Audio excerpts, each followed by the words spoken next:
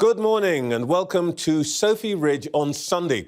I'm Trevor Phillips, sitting in for Sophy, who's away. Boris Johnson does not lack self-belief. Perhaps inspired by the sight of a bunch of 70 and 80-year-olds still hogging the limelight at Glastonbury and in Hyde Park yesterday, he ruminated in public on his plans for a third term in office that would take him into his late 60s. This just 2 days after a double thumping in the Tiverton and Wakefield by-elections and 2 weeks after 148 of his own MPs voted to get rid of him. The joke going around Westminster already is that nobody minds if he stays until 2030, as long as he's gone by 9 p.m. Political waggishness aside, there's still a full agenda for the Johnson administration. Inflation into double digits, a war in Europe, boats in the Channel, and of course Brexit. Still far from done. As they say in the music business, the hits keep rolling in. Lots to talk about, so let's strike up the band. In a moment, I'll be speaking to the Northern Ireland Secretary, Brandon Lewis. From Labour, I'll be joined by the Shadow Foreign Secretary, David Lammy. Daisy Cooper, Deputy Leader of the Liberal Democrats, will be here. Also on the programme, the European Union's Ambassador to the UK, Vale de Almeida. And could Royal Mail workers be the next to vote for strike action? I'll be speaking to the leader of the Communication Workers Union, Dave Ward. So,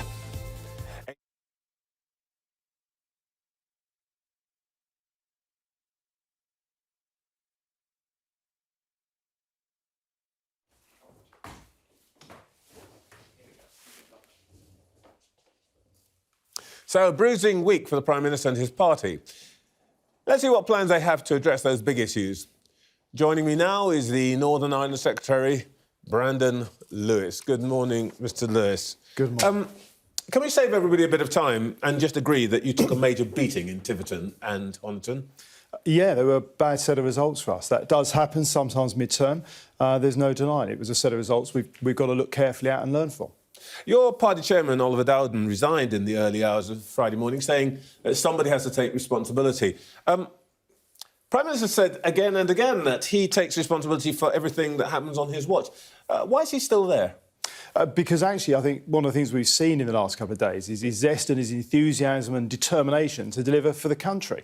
We all have responsibility for the elections. You know, we're all members of a party. I was in Wakefield myself. We all are delivering as a government and working to deliver as a government. What we've got to do, as has happened before, where we've seen by-election results go one way and then a following general election go a very different way. You can't extrapolate, as you know, Trevor, a by-election result into a general election result. It's been proven time and again to not work that way. We've got to make sure that we're delivering for people so that come the next general election, they will vote Conservative to allow us to continue to improve our country. Well, you say that, but 148 backbenchers think he's an albatross around your neck. And that was before last Thursday, and the numbers are probably going to grow now. This man could cost you your majority. And the mission, which we'll no doubt go on to talk about, of all the things you want to do, high productivity, low tax and all of that, why do you stick with Boris Johnson when he could actually be the main obstacle to you achieving the Britain you want? Well, look, I've actually said before on this show with Sophy and elsewhere that actually I think Boris Johnson is the right person to lead us into the next general election. I think he'll do that successfully. I was also clear just a few weeks ago that those by-elections are going to be difficult by-elections. Let's remember we've got a difficult backdrop in both those seats, why the by-elections came up, let alone where we are with the pressures for people seeing with that global challenge of inflation on the cost of living that people are challenged with, as well as some of the backdrop we have seen within our own party over the last period. So it's no surprise that these were going to be a difficult set of results. What we've got to do, though, is make sure that we are not just learning from those results, where, of course, what we saw was a lot of people who had previously voted Conservative this time stayed home. We've got to make sure by the next general election we're motivating those people to come out and vote for us. I do think Boris Johnson's the person who can do that. He's proven that time and again, where people have written him off, both before London elections and before even the 2019 election. And then we've been able to come back and win successfully. And I think he's got the ability to do that. I think we as a party have got the message and the structure, and we'll have the plans into the next general election to show that we've still got things to do to help improve our country even further. Yeah, well, some of your colleagues have pleaded with him just at least to change the way he presents himself in public a bit. And, yesterday he's talking about having a third term before anybody's given him a second go. I mean, he's having a laugh, isn't he? And isn't that the sort of thing that really gets people annoyed? Well, I think you can look at it. Look, I appreciate, obviously, Trevor, the way you've outlined it. But what I see there is somebody, and this is what I see when I work with the Prime Minister every day, whether it's on Northern Ireland-specific issues or as a member of the Cabinet on wider issues, somebody who's got that drive and enthusiasm for what we want to achieve for our country. And I think seeing that kind of zest, and let's be frank, somebody who's enjoying doing the job and wants and has got plans for the country that he wants to deliver, having that ability to look forward, I think it's a good thing. We often get criticised. Let's be frank, we often get criticised in politics that we look short-term at just the next day, the next election, the next vote. Actually, we've got somebody as Prime Minister who wants to be looking long-term at how we structurally improve our country for generations to come. That has got to be a good thing. All right, well, look, let me put this to you. I mean, you and Oliver Dowden are notoriously seen as the most normal members of the Cabinet, and you've been loyal... I think I'll take that as a compliment. It is. You've been loyal to the Prime Minister. Now, 3 years ago, Dowden warned that the Tories face parliamentary extinction in some parts of the country, and he said this in the Times. The Conservative Party is facing an existential threat. We need a leader who can engage everywhere, energetically advocate our cause and win people over. No Conservative is better placed to do this than Boris Johnson. Now, I'd like you to compare that with what he said in his resignation letter sent at 5:30 in the morning on Friday. Our supporters are distressed and disappointed by recent events, and I share their feelings. We cannot carry on with business as usual. Somebody must take responsibility. Dowden used the word extinction, and what he is essentially saying on Friday is that you face an extinction-level event. You can't brush this off. Well, as I said to you at the top of the programme, look, we've got to be clear about these. Were a difficult set of results for us. You do get that midterm. We've got to be focused on delivering for people. And I think one of the points the Prime Minister's made over the last few days is correct. Us talking about what's going on inside Westminster within a single party is never a productive thing to do. What I get from my constituents and from people when I talk to them, wherever I happen to be in the country, is they want to see a government that's focused on delivering for them. And let's also remember, Trevor, if you think back even to 2017, where we had a phenomenal set of local election results in a bad general election, you do see differences. And that was only a month between them, let alone the fact that we've had a difficult set of by-elections here. We've got a period of time to the next general election. We've got to be focused on getting things done to make lives better for people, put more money in people's pockets, grow the economy so we have more jobs in the economy, better skilled jobs as well, so we improve productivity. These are all things we can be doing as a country, whilst also playing our part on the world stage. This is an impressive effort, Mr Lewis, but let me tell you what your colleagues are looking at. They're looking at the Tiverton and Honiton performance and the fact that if it were repeated across the country, several of your Cabinet colleagues, including the Prime Minister and Deputy Prime Minister, would be looking for new jobs. Here's who's going to lose their seats. Johnson, Eustace, Sharma, Raab. The real fear for you here must be that the Labour Party and the Liberal Democrats work together and you face a wipeout. Let me put it to you again. Isn't it time, if you really want to protect the Conservatives' mission, get your manifesto pledges done, the person who is standing in the way of that is the Prime Minister? No, actually, I disagree. And look, at a couple of levels. First of all, most of the people who are calling and making criticisms on the Prime Minister are people who want to see him gone because they want to win an election. The Labour Party, the Liberal Democrats, people who opposed Brexit initially. This is somebody I think is capable of winning a general election, delivering for our country, as he has done in the past. Look, I've been chairman of our party through difficult elections and more successful elections as well. You cannot extrapolate, as you know, a by-election result into a general election result, not least of all, because even if we look at Tiverton, the Liberal Democrat vote in itself went up marginally. What we've got to do is motivate those people who didn't come and vote, who usually would vote for us, to come back and vote for us. That's about delivery.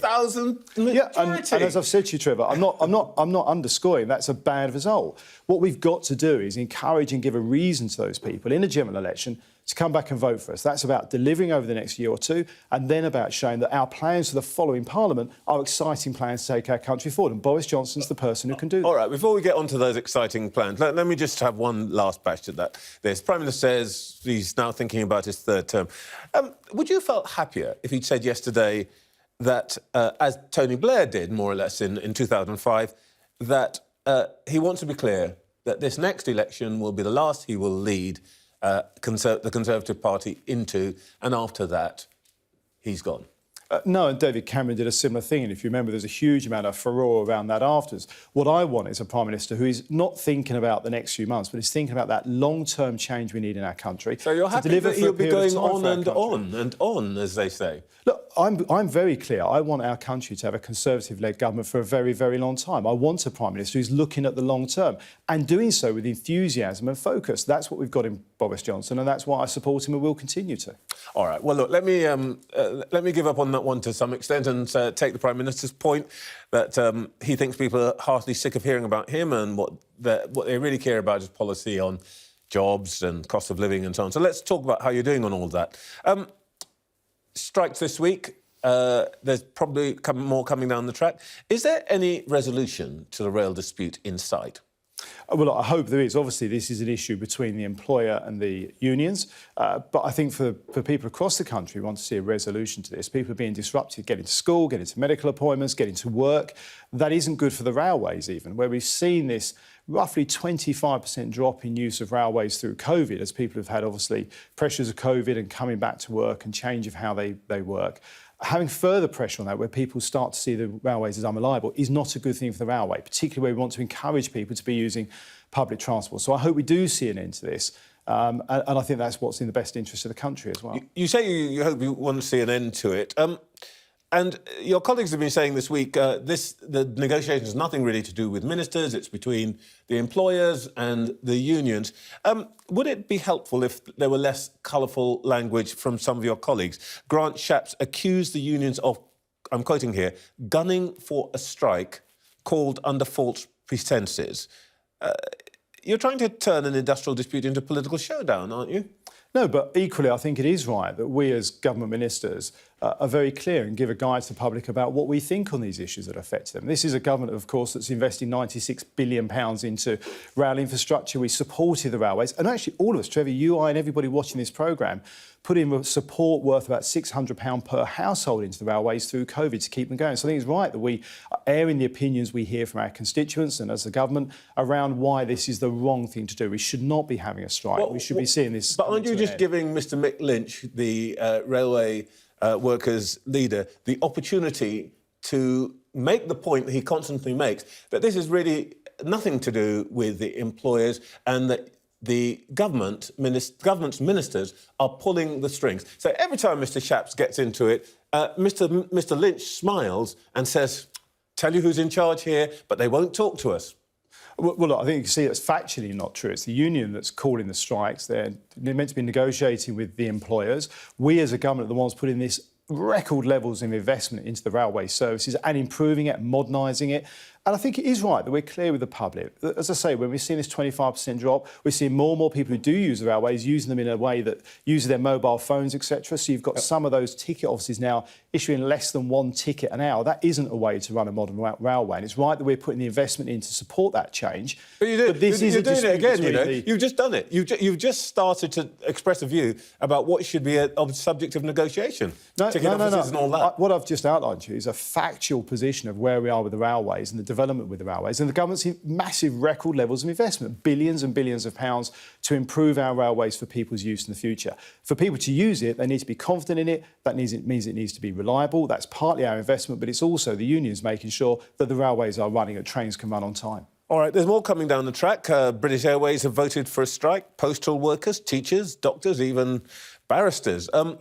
What's your plan? Are you making it clear to everybody you're not going to get inflation rises?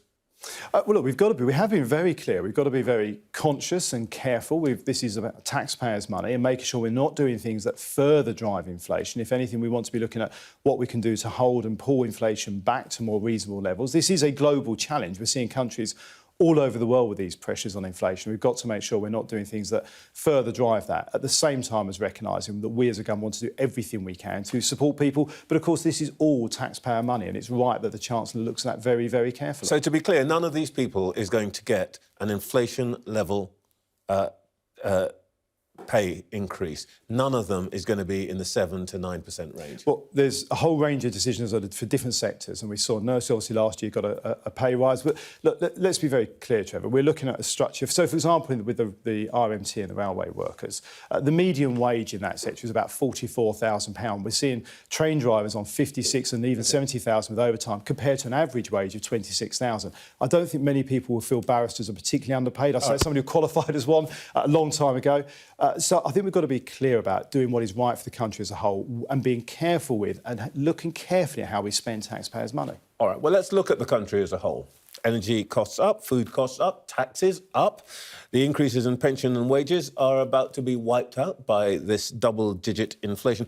Where is the good news for the British people in all of that? Well, these are challenging times. There's no getting away from that. No, but what are you doing about it? Where's the good news? No, and that's a fair question, Trevor. So this is a challenging period of time. As I say, we're seeing global pressure from, as we're coming out of COVID, as we're seeing actually the food pressure, particularly from that war in Ukraine. Putin's abhorrent invasion of Ukraine is putting huge pressure on food supplies. And governments all around the world are dealing with this. So what we have been doing is we've been putting a very substantial package of support for people that's worth about £37 billion. So about 8 million of the most vulnerable households in the country are going to have support to around £1,200 this year alone. The Chancellor is obviously carefully looking at this for decisions that he'll be making in the next few months around what more, if anything, we can do and how we do that in a way that really directly helps people, whether it's about keeping the cost of fuel down. And as somebody who represents a part of the country, a lot of my constituents is on oil-fired central heating. I understand that pressure. And we want to do what we can to support people. That's why that £37 billion package of support has already got in, some of which, of course, hasn't quite got to people yet. It's in July, for example, the national insurance threshold change will help people with a reduction in their tax payments. But as you say, it hasn't got there yet. It isn't getting into people's pockets. There is still the situation where people feel poorer. And it's puzzling. You spent $400 billion plus on COVID, and we know all of that. Everybody kind of agrees that was a good thing to do. It's puzzling that you can't find another 10 billion or so to meet some of the pay demands that would help to offset those cost of living increases. Well, look, that's the balance, the challenge, the decisions the Chancellor has to make. And my economics degree is a very, very long way behind me now. But look, even I know, Trevor, one of the realities of the challenges, as I say, we've got the national insurance threshold change coming in July. That will see people getting that tax reduction across the country. But what you also find is because of what we've done through COVID, we have got more debt in the country that we've got to manage. And the decision the Chancellor has to make when using taxpayers' money is not putting up debt further that, of course, our children, our grandchildren's generations will then have to pay off, and equally not putting things into the economy that further drive up inflation. We want to see inflation coming down. This is a global challenge. There's no getting away from that. But we also want to be able to make sure we're doing this within our means so that, we can't continue to just print money because that drives not only further inflation, but debt for the future. So there are difficult balances the Chancellor has to make. I think he is doing that in a way that works for people across the country and helps them have, ultimately, more money in their pocket. All right. Well, look, obviously, the Chancellor is not going to move on this. Let's talk about the dilemma one of your other colleagues faces. You're sending asylum seekers to Rwanda. Polling tells us is probably quite a popular policy with a lot of people. But you haven't actually managed to ship a single individual to Kigali. Even when people like your policies, you can't actually execute them. Well, look, one of the things we said, this is always going to be, one of the challenges we have with illegal immigration sometimes is the way our processes work. I was immigration minister for a while myself a few years ago, and I can remember having times where we were trying to deport even foreign national offenders, and at the very last minute, and there's a tactic that some of these people will use where literally as they're on the plane, they will then get the lawyers to go and claim asylum or something. So that doesn't mean they're going to succeed. These people, these are people who come here illegally. Likely to be asylum seekers. Well, no, these are people who have come here illegally. And in the case I'm talking about, sometimes these are even foreign national offenders where they can run an appeal at the very last moment that means that you have to go back and start again. It doesn't mean they're going to win that appeal.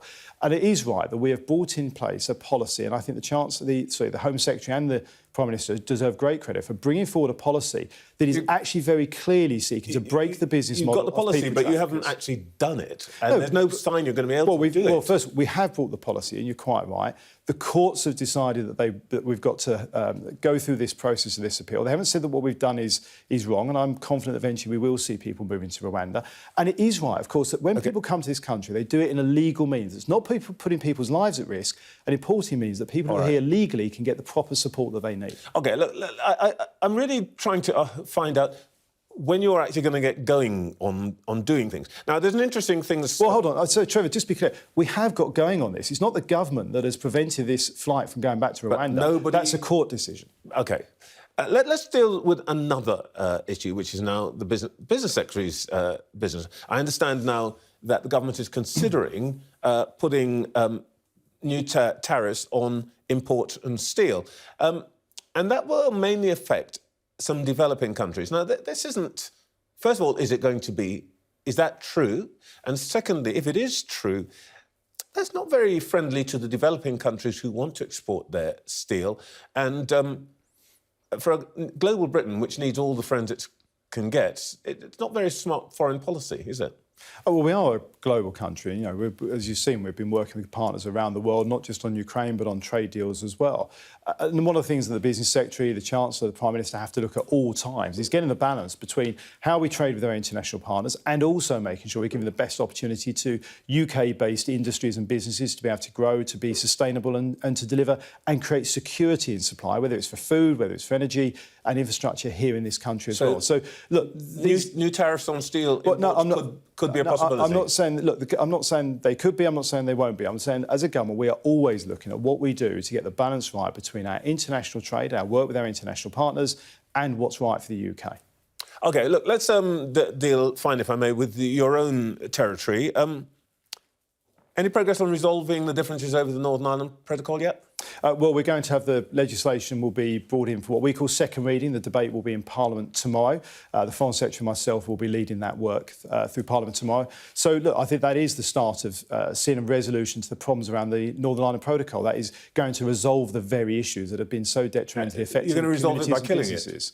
No, we're not, actually. We're very much fixing the problems within the protocol, particularly with the way that the EU have wanted to see it implemented. That has caused substantial problems for businesses in Great Britain not supplying Northern Ireland, and businesses and constituencies and communities in Northern Ireland not being able to access the products they need. Even the Jewish community technically can't practice their religion because of the EU's requirements. That's not acceptable. But you see what the problem is here. I mean, we've been talking about all the things the government says it wants to do, and it feels like at best, Lord Frost described the Northern Ireland Protocol as unfinished business.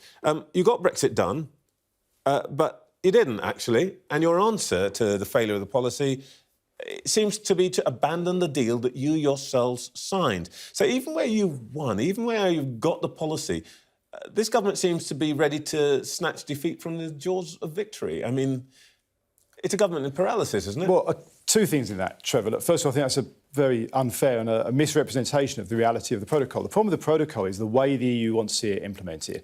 And I think actually as a government, it would be wrong of us to leave a situation in Northern Ireland that isn't working. There is no political leader in any party in Northern Ireland who says the protocol is working. The unionist community in Northern Ireland fundamentally do want the protocol removed. What we are doing is fixing the problems within the protocol about how it's being implemented so that businesses can prosper again, so that people of Northern Ireland, who at the moment, for example, can't even benefit from the Chancellor's decisions on VAT and fuel tax that have helped people across the rest of the UK, we can't implement in Northern Ireland because of the way the protocol works. We've got to fix that for the people of Northern Ireland. And ultimately, I want to see the re-establishment of the Northern Ireland Assembly and the executive. The protocol is getting in the way of that. And that's why it's breaching the Belfast Good Friday Agreement. We've got to resolve that. That's what this legislation will do. But ultimately, we want to do this by agreement with the EU. But to do that, they need to show some flexibility and actually come and negotiate in a flexible way. You see what the problem is here? I mean, the Prime Minister says, oh, stop talking about me. Let's get on to the things that matter.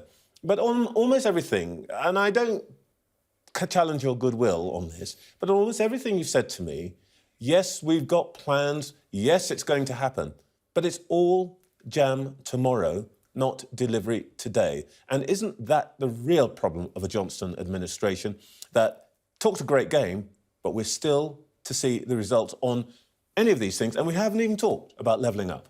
Well, actually, I'll challenge that, Trevor, because what I've talked about today is £96 billion we are investing in our railways.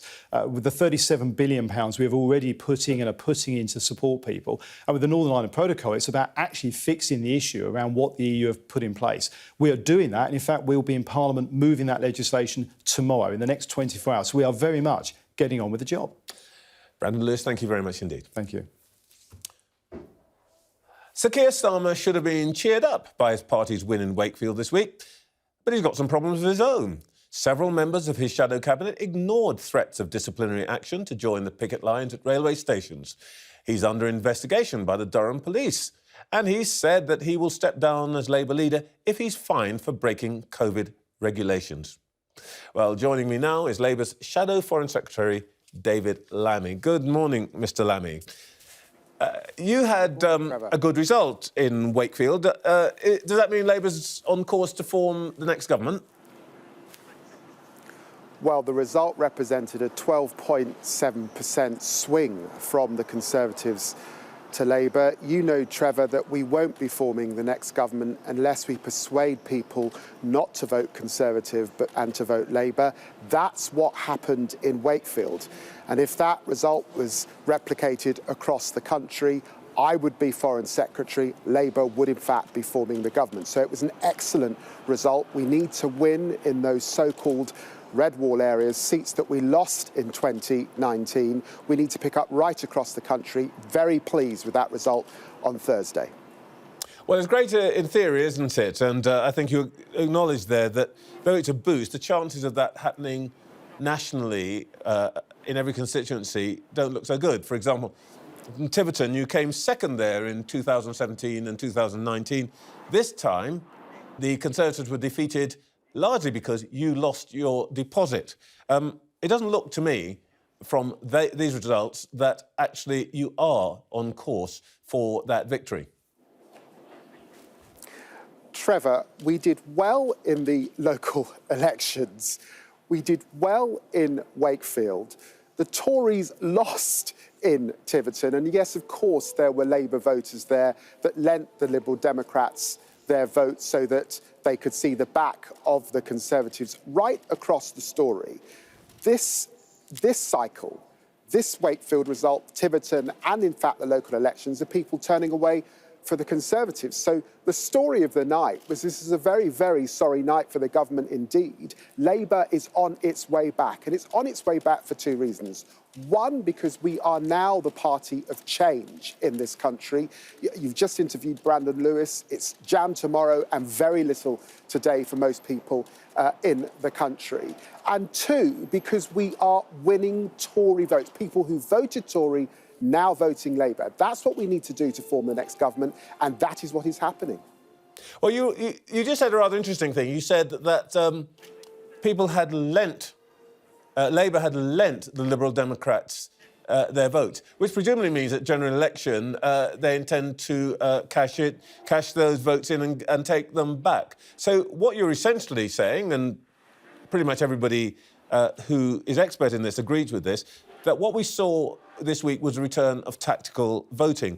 Why not? Why doesn't Labour look at the reality and start to think about at least an unofficial pact between you and the Lib Dems? If what you really, really want to do, as you and your colleagues say every single day, is get rid of this, whatever you describe it as, Conservative government.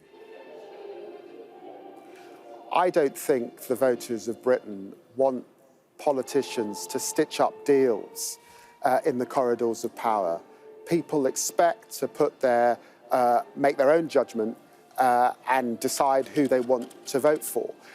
In the end, in the 22 years that I've been in public life, it's clear to me that we have two major political parties. Those political parties are actually a coalition in of themselves. And for the Labour Party to form the next government, we have to pick up votes from people who are considering voting Conservative. That's the basis on which we'll form the next government. I see no possibility of us forming the next government by picking up a few Lib Dem votes. I've got to be honest about that, or indeed Green votes. And that is why I'm really pleased about what happened in Wakefield on Thursday. OK, so no deal with Liberal Democrats, but one place you are absolutely certain not to pick up votes on the basis of both the polls but also the actual votes that have taken place in local elections and so on is Scotland. Are you ready for a minority Labour government in alliance with the SNP? Well, actually, we've seen an increase in our position in Scotland under Anas Sarwar. Really pleased to see us winning again in Glasgow in the elections just a few weeks ago. So I don't recognise that. Look, in the end, Trevor, you're never going to go back to where Labour was in Scotland. Come on. You were the dominant force in Scotland. That isn't going to happen. Trevor, that's a very categorical statement. And I've got to say, this is a matter for the electorate. What we're seeing right across the world the electorate have been saying for the last 15 years... They can swing in lots of different directions. They've been saying for the last 15 years that the SNP will be the government. The SNP will get 40, 50 seats in the House of Commons. I mean, the electorate are pretty clear where they are. Trevor, I'm not going to prejudge the outcome of an election that's likely in 2 years' time. Let's see where we get to. But on that result in Wakefield and indeed in Tiverton, we would be forming the next government with a comfortable majority. That's what that result tells us. So you're not telling me no deal with the SNP? No, we're absolutely clear. We're not striking deals with the SNP or the Liberal Democrats. We want to win outright, and we will be fighting for every single vote in every single constituency right across the country. All right, well, let's talk about how you win. And part of this is, what do people think Labour stands for? Last Sunday on this programme, Mick Lynch of the RMT told my colleague Sophy Ridge, I'm quoting here, "I don't know where Labour are. If someone could tell where Labour are, I'd be very happy to hear it. I think they're triangulating between what they think is public opinion in the light of the Daily Mail and the commentariat in this country." And I can't do Mr. Lynch's voice, but those are his words. Could you clarify for Mick Lynch, because I'm sure he's watching, where does Labour stand on his members' dispute and the claims? Particularly, do you back the 7% rise and the demand for no compulsory redundancies?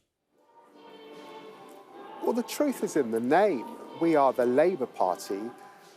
We're a party that's always been concerned for working people's interests. Working people who are using our transport up and down the country, who don't want to see strikes, and of course working people working within the railways. In the end, we're not in government. This is a matter for the government, Network Rail and the unions themselves. And what we've been absolutely clear on is the government should be leading and encouraging negotiations, not stoking this dispute for their own political reasons. That's what's happening. It's not for Labour to determine the outcome of this, but it is for us to say, get around the table, negotiate. None of us want to see strikes. None of us want to... hurt people. Forgive me. Hang about a bit. We've got to get to work. I didn't ask you what you'd do if you were in government. I asked you whether the Labour Party supports the demands of another part of the Labour movement for a 7% pay increase and a guarantee of no compulsory redundancies. That's nothing to do with it, whether you're in government or not. It is whether you support the demands of another Labour movement institution. What is the answer, yes or no? Just to say, I don't want confusion for people listening. The RMT is not affiliated to the Labour Party. Oh, the RMT is not a member of part of the Labour movement? I've been clear, Trevor, that it is not for Labour to predetermine the outcome of this. Of course, we're in a cost of living crisis. There'll be workers up and down the country who want to see an interest in their pay. And this is not just about pay. It's also about redundancies. It's also about conditions. There are a raft of issues that workers are concerned with right across the country. It's not for Labour to intervene in each one and pretend that we can negotiate or that we are on the detail of that. We aren't, is the truth of this. And if we were in government, we would get around the table. We would not play union. That is the truth of being a serious opposition that wants to eventually persuade the British people they want to run the country. Yeah, I'm not asking you to intervene in disputes. I'm asking you whether you support You said to me you're essentially the Workers' Party, and I'm just asking what your attitude is to the demands of a group of workers. Because you see what the problem is here. It's not that you are intervening in every dispute, but you don't seem to be keen on taking a view on any of them. I'm going to be talking to Dave Ward of the Communication Workers... Trevor, can I just... Let me finish my question. I'm going to be talking to Dave Ward of the Communication Workers Union in a moment. His members have turned down a 5.5% offer of pay rise from the Post Office. Are you going to back them if they ballot for strike action? Every grown-up in the country watching this programme knows that this is a negotiation. And I'm afraid it is not always the position that one party to that negotiation gets what they want. It's a negotiation, and usually negotiation ends in compromise. That's the grown-up position. You know that, Trevor. I know that, Trevor. So it's not for me to say, yes, they're entitled to that 7%. I recognise that there's a cost of living crisis. I recognise that workers are hurting. And I recognise they've got a government that's not listening. That I do recognise. But it's a negotiation. Get round the negotiation table and fix this problem. So the teachers, who have submitted an inflation level pay rise, should negotiate and compromise, which essentially means that they should settle for a below inflation level pay increase. Let me be clear, none of us want to see our school children, after the 2 years they've had during the pandemic, out of school. So I really hope that we do not see strikes across our schools in this country. I really hope that a deal can be struck. All right. OK, let's go on to your own portfolio. It's become rather fashionable to say that we don't know what Labour stands for. And I want to give credit where credit is due, because on Thursday, you yourself made a very clear statement in which you said we are not going into the next election saying that we will enter the single market or the EU. Now, 6 years ago, you said we can stop this madness, bring this nightmare to an end through a vote in Parliament. I see exactly the opposite. It's perfectly right for you, acceptable for anybody in politics to change their mind. But I wonder if you could explain when you changed your mind on this and why. Well, look, thank you Trevor, for saying that I've been absolutely clear. We are not going into the next general election promising to rejoin the single market or go into the EU. The position is settled. You know that I took a very strong position. I was not for Brexit. I was what would be described as a Remainer, but quite a lot's happened in those 6 years. We've had 2 general elections. We had the referendum in the first place, and actually we've also got the withdrawal agreement. We stepped out of the European Union. And I'm afraid the definition of madness is doing the same thing over and over again. The British people have made that decision. It has now been determined. And there are things that we can do, of course. And I've talked about financial equivalency, for example. We need a veterinary deal with the European Union. I want us to have an association with Horizon so our science doesn't lose out in this country. So there's a lot we can do, but we're not now rehashing the debate that we had for the previous 6 years. Well, that's clear that one's over. But just very, very quickly, if I may ask you, will Labour agree with the Prime Minister that it's time to import tariffs on steel imports to protect our steel industry and the jobs therein? I saw this emerging news. I believe in free trade. It's good for everyone. Tariffs is usually a bad idea. I've only just heard this news. I'd want to get into the detail, but my instinct is this can't be right. David Lammy, thank you very much indeed. Thank you. This week marked the 6th anniversary of the UK leaving the European Union. And it's all going very well, according to the architect of Boris Johnson's trade deal. In a speech this week to mark the anniversary, Lord Frost said that Brexit is working, and anyone who says otherwise must have an axe to grind.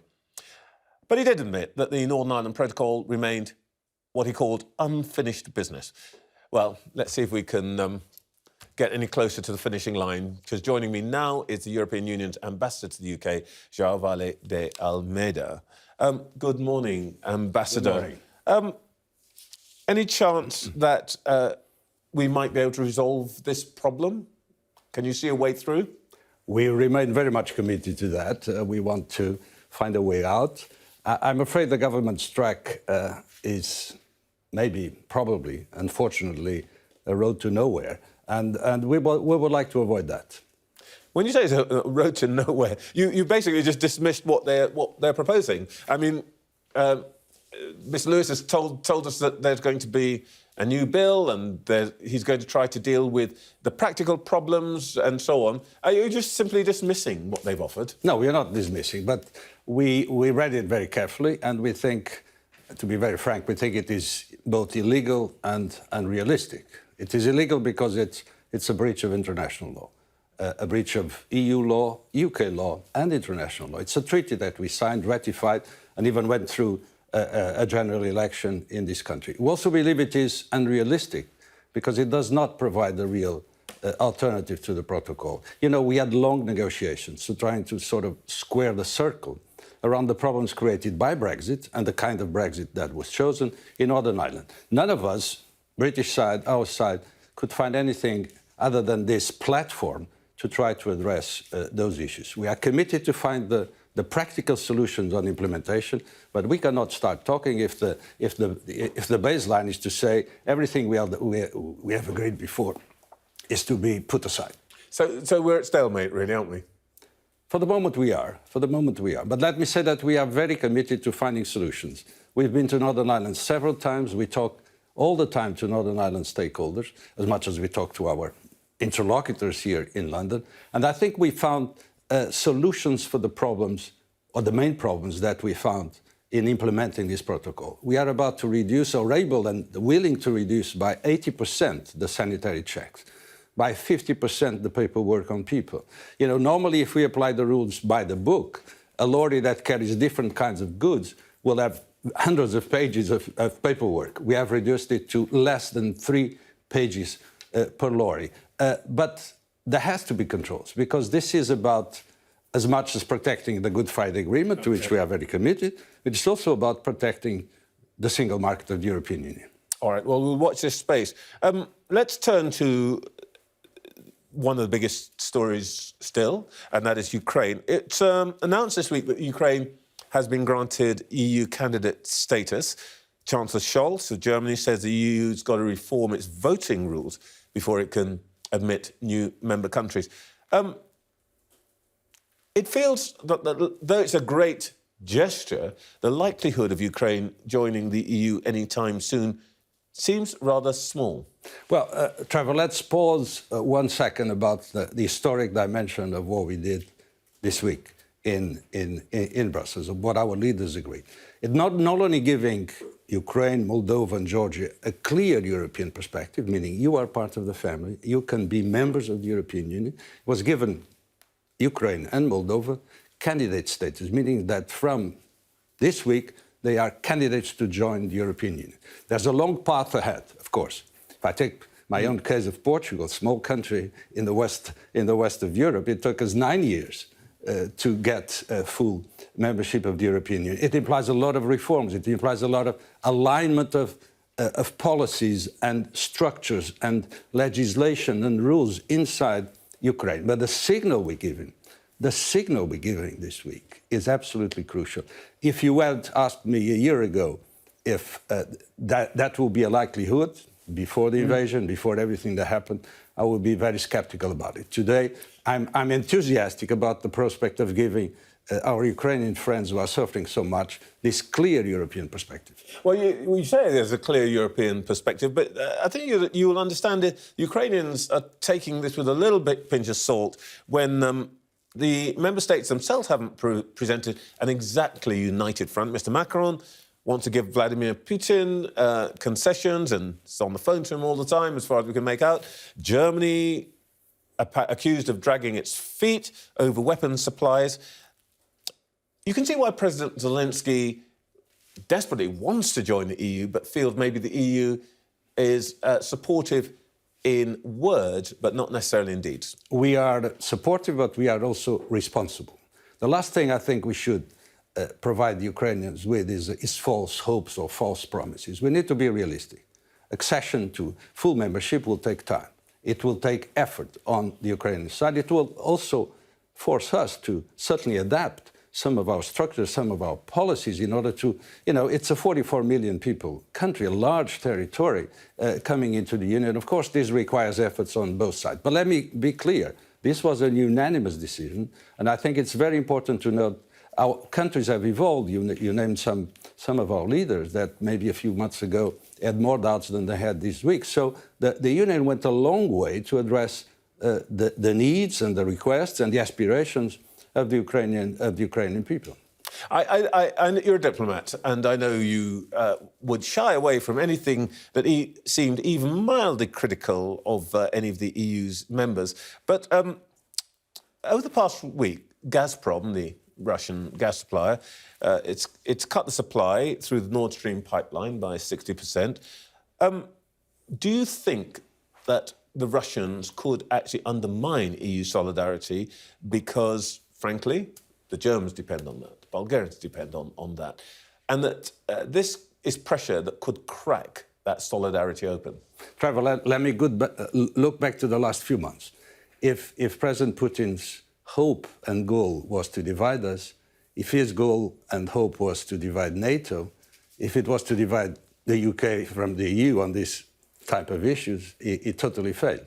We have likely enlarged NATO, we have a strengthened European Union, we have very good cooperation with the UK as far as Ukraine and Russia is concerned, and we have adopted 6 packages of sanctions, targeting more than 1,200 people, 100 entities. We are cutting off, basically, the supply of oil by the end of the year. And, of course, on gas, you mentioned gas. This is extremely sensitive for our country. So there's one thing we should never do, is to apply sanctions that hurt us more than it hurt our main target. And we need to make sure that we sustain the support of our voters to the sanctions. So they are calibrated, they are measured, but they are, I can guarantee you, hitting very hard the heart of the Russian economy. All right, let's turn to a story which we've just been talking about with Mr. Lewis and also with Mr. Lammy, and that is the reports that the government is planning to introduce steel tariffs to protect the UK steel industry. Some people believe that these would break the WTO, World Trade Organization, rules. We are staring down the barrel of a trade dispute, possibly a trade war, aren't we? Well, I don't know the measures. I cannot comment on them. But in general terms, I don't think protectionism is the solution for any of our problems. Of course, we need to be attentive to the rules of the game, if everybody in the world trade scene is following them or not. And when we find this kind of non-compliance, we are very tough as well when it needs be. So again, I cannot comment on this, but I think our economies are facing a very difficult times, largely because we are just coming out of the COVID cycle and trying to implement very ambitious recovery measures, and we are hit by the consequences of the war, which, by the way, are not only hitting us. If you look at the food security situation in the world, I mean, the Russian troops are occupying the fields, they are blocking the ports, they are destroying the infrastructures in Ukraine, and they are assuming a very heavy load of responsibility in terms of creating possibly a wave of famine in the world. So it all goes back to what's happening in Ukraine and Russia. And that's why it's so important that we remain united, the EU and UK, and we're doing a good job on that. The EU itself, NATO, the whole Western world, but also that we bring on board countries from the South, because this is also their concern. You are coming to the end of your term here. You'll be moving on. No doubt to something. Retiring, actually. Oh, retiring. I was going to say moving on to something even more glorious at the end of this year. That's exactly the case, more glorious. You said that you believe in life after Brexit. That's true for Britain, but it's also true for the European Union. Yeah. What do you envisage as the future for this large European Union with all the strains, not just the war, the Ukraine war, but all the other things that are going on? How is the EU going to hold together? I think I'm maybe more optimistic than I was maybe a couple of years ago. What I've seen in our reaction to Brexit, where we stayed united, no other country even thought of considering leaving, and public opinion support has been strengthened. If I look at the reaction to COVID, where we were together responding to this crisis and responding in terms of recovery. If I look at the Ukraine situation, I was even surprised, let me say very clearly, by the boldness and the strength of our response to Ukraine. So if I take this very recent crisis, which we dealt with in a very solid way, I'm positive about the Union. But we will have always to adapt to new circumstances. It's a living animal, and that's what makes it so fascinating. Ambassador, thank you very much for joining us. Thank you, Trevor. We wish you well in the next phase of your distinguished career. I'm still here for a few months, don't worry about it. Thank you very much Thank you indeed. very much. Now, the Liberal Democrats are in buoyant mood following their dramatic win in Tiverton and Honiton. The talk of election pacts is in the air, with what's been described as industrial-scale tactical voting in this week's by-elections.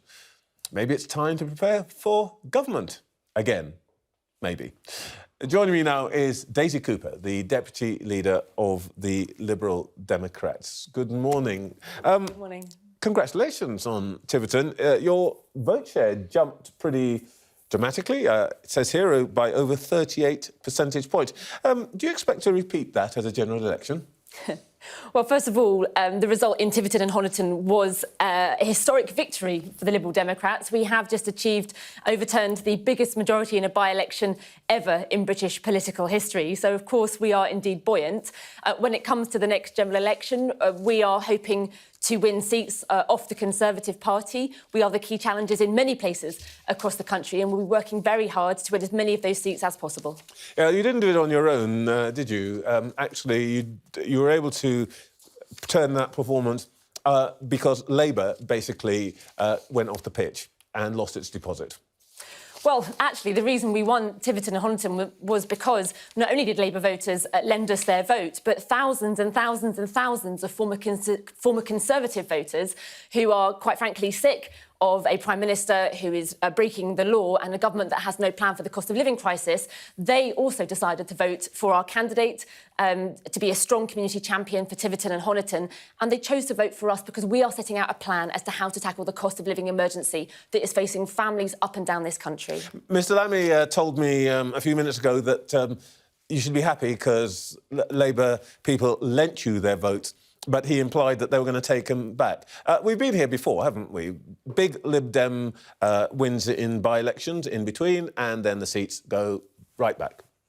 Well, if you look at Sarah Olney's seat, for example, in South London, she won her seat in a by-election and she's still an MP today. I think what we're seeing is a strong pattern. We saw in Chesham and Amersham in Buckinghamshire and then in North Shropshire, now in Devon. The Liberal Democrats are winning seats off the Conservatives with very large majorities. And the reason for that is that this Conservative government does not have a plan and the Liberal Democrats do have a plan. We are in the middle of a cost of living emergency. People up and down the country can see that the Conservative government is sitting on its hands whilst Liberal Democrats are putting out practical ideas as to how to tackle it. But you'll understand why viewers will be a bit puzzled by this. Both you and Labour people come on this programme and you say the worst thing in the world is a continued Boris Johnson administration. But the one thing you will not do is have a pact or any kind of alliance or even an understanding which would guarantee that there are more Tiverton and Honitons between you and that the Tories get pushed out. Explain why that is so impossible. And, you know, the argument that voters don't like it, either you believe voters don't want the Tories in or there's some other reason. Why can't you guys get together?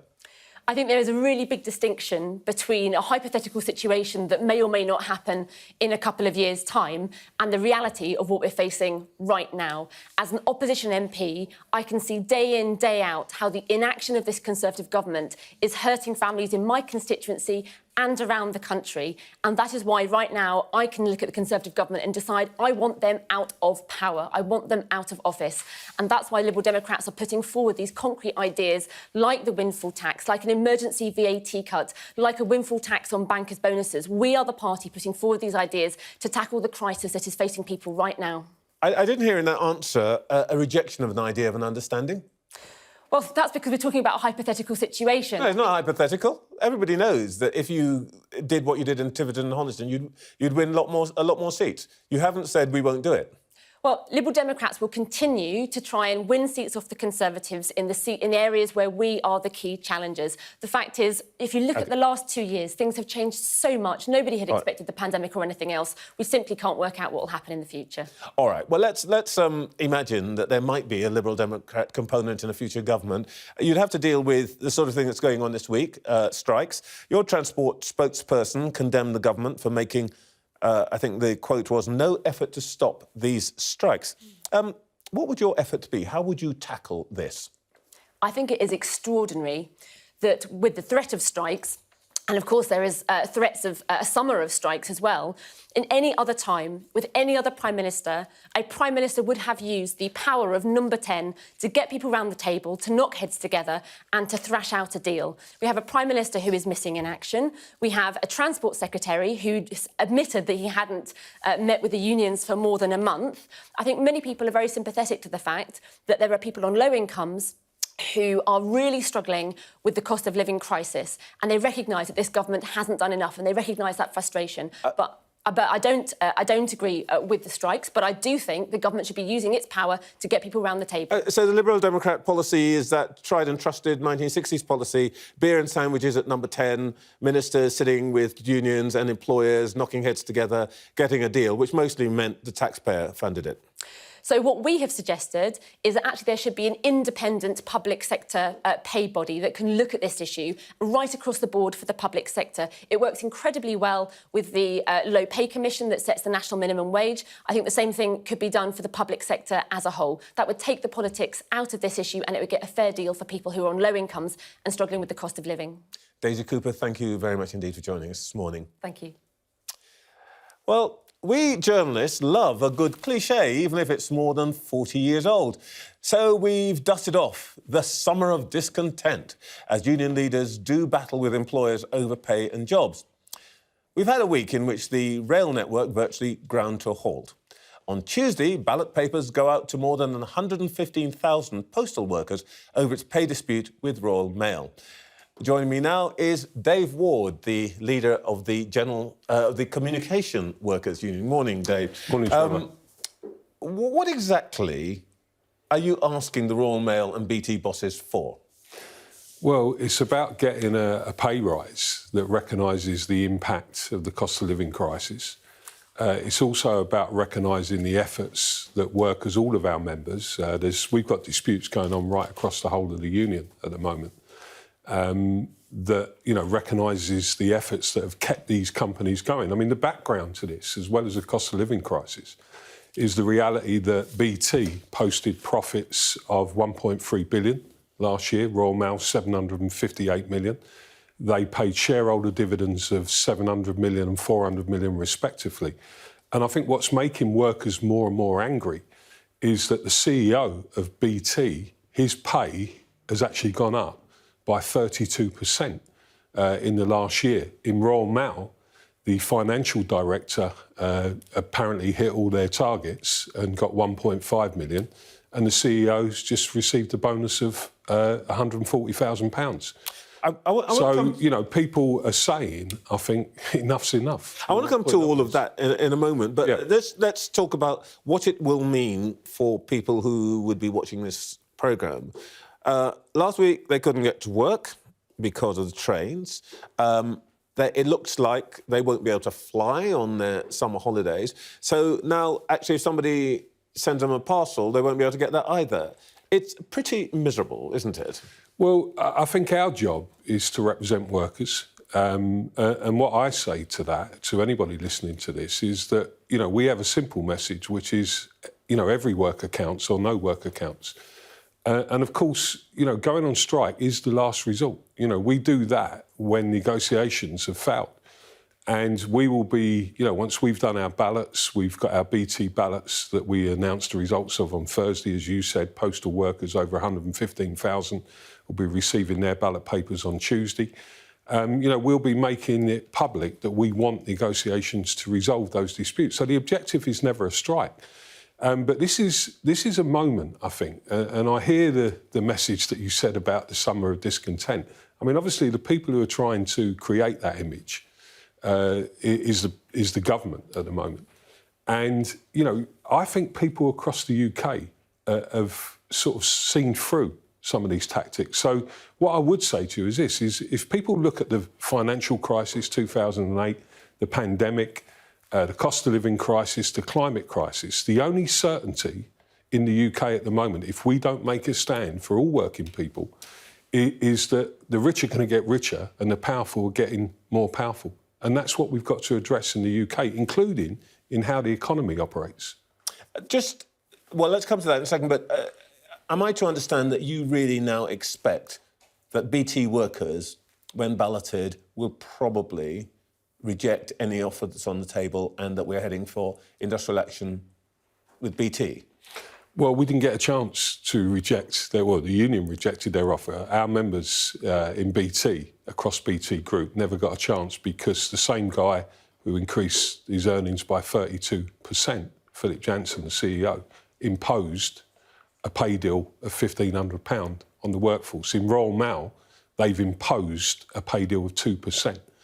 These things are unacceptable. So snail mail's off and email's going to be off, or, whatever BT Communications represents. The CEO of Royal Mail admits that his workers deserve a pay rise. He's put 2% on the table, 5.5% on the table as well. Is it reasonable to launch industrial action against somebody who actually sympathises publicly with your members?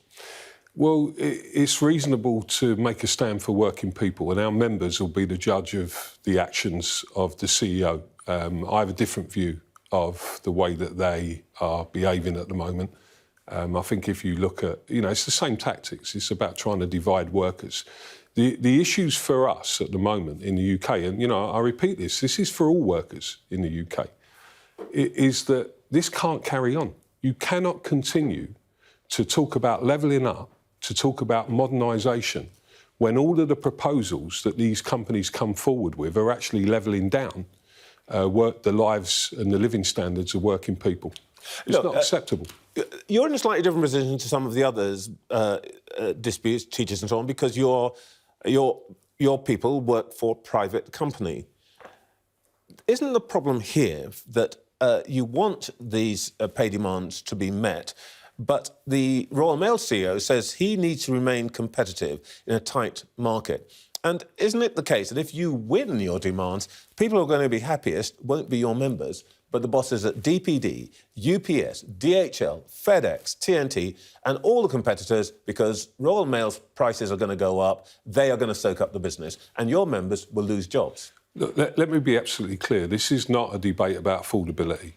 Both BT and Royal Mail Group could afford to pay workers more money. They say not. Well, they can. This is simply not true.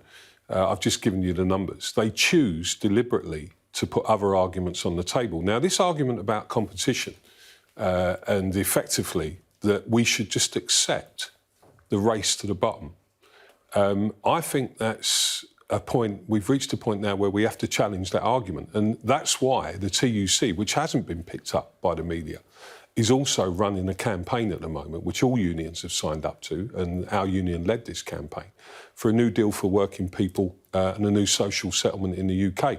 And I think you're going to see that support for that grow during the course of the summer. Well, it looks as though, actually, there's a lot of this going on across the union movement.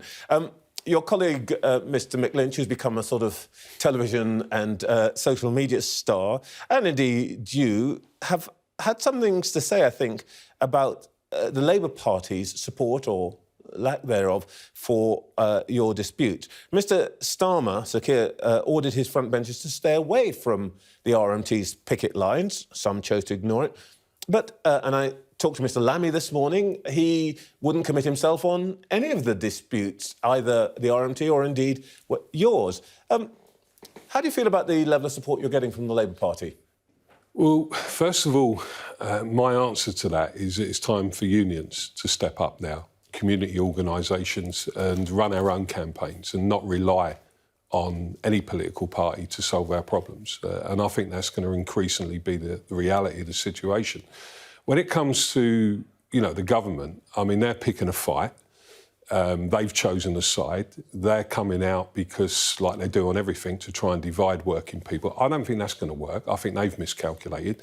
I think Labour have miscalculated because I think they're obsessed with, reconnecting with working people. And, the reason that people moved away from Labour was over Brexit. I don't think people are going to turn their backs on working people who are facing these challenges, because we're all genuinely in that together. And I think Labour have miscalculated. It's up to Keir Starmer what he does, but what we're going to do is reach out to working people across the UK in communities, coming together to really bring about serious change. You're pretty hacked off with the Labour Party, aren't you?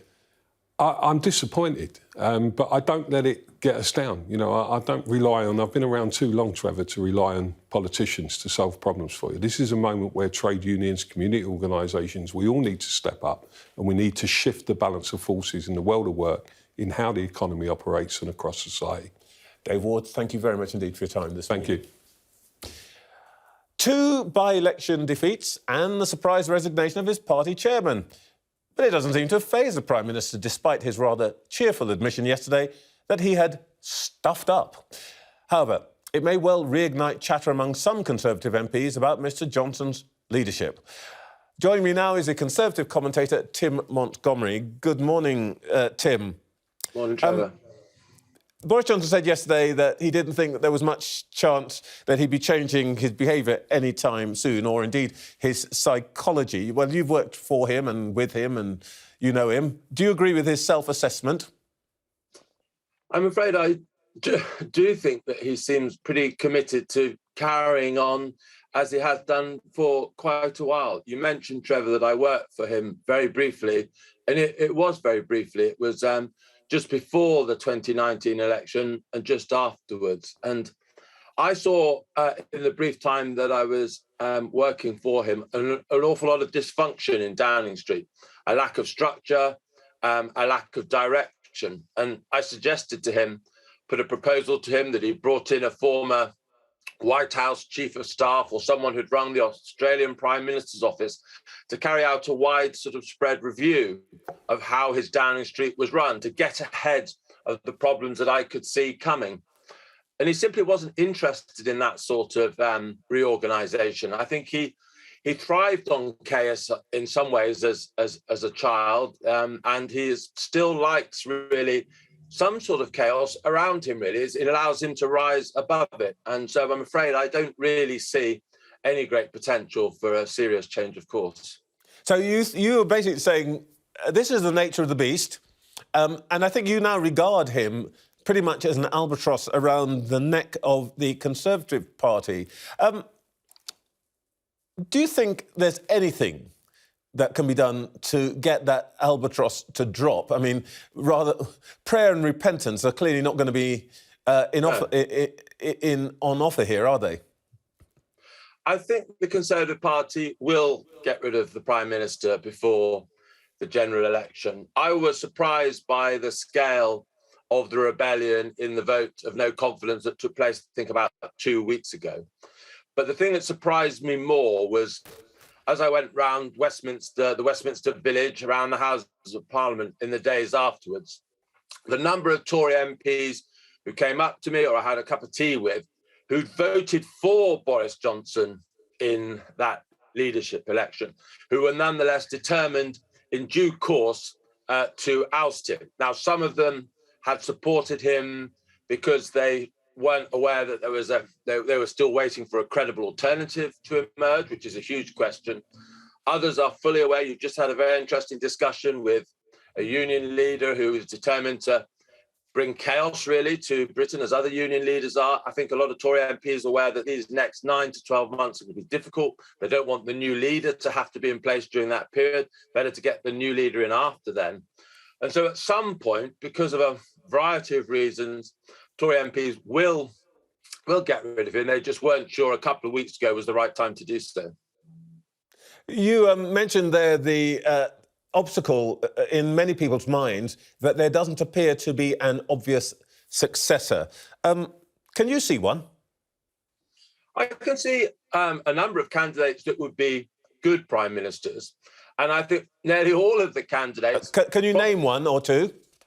Happily, I would think that Sajid Javid would bring competence to the job. I think Nadeem Zahawi would bring great unity to the job. I think Tom Tugendhat would bring a clarity on foreign and security policy. I think all of the main candidates would bring a sort of sense of direction and unity and moral sort of leadership. What they have to convince all of us is to give more detail, show that they have a team around them, because what the Conservative Party can't risk is going from one failed leader to one who isn't ready. And so there needs to be mechanisms in the party over the coming months to test the possible candidates and ask some searching questions. And we all know, Trevor, that behind the scenes, they are all manoeuvring. And I think it's time that they're a little bit public about it, but more public about it, so that they can be held accountable and we can ask them the sort of questions that we need to find out if they're ready. Tim, thank you so much. And I hope that between us we haven't wrecked anybody's chances by naming them. But anyway, we shall see. That is it for this week. Sophy Ridge on Sunday. Great fun to be back for a moment.